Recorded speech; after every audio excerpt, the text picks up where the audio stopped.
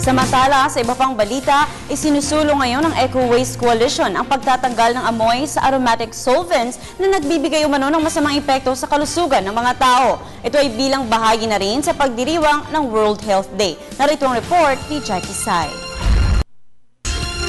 Sa pagdiriwang ng World Health Day, isinulong ng Eco Waste Coalition ang pagtatanggal ng amoy sa aromatic solvents gaya ng mga produktong pandikit na nagbibigay ng masamang epekto sa kalusugan ng tao. Naitala ang mataas na bilang ng out-of-school youth at mga taong lansangan na gumagamit ng nakaka-addict na solvent. Madalas ito ay sa pamamagitan ng pagsinghot. Dahil dito, dapat ikampanya ng mga local government ang pagbawal ng mga produktong ito sa mga kabataan. Ayon naman kay Eco Waste Coalition Project Protect Coordinator Tony Dizon, ang mga kumpanya na gumagamit ng mga pandikit ay dapat siguraduhing nagtataglay lamang ng contact cement products ng 5 at pababang porsyentong mustard oil.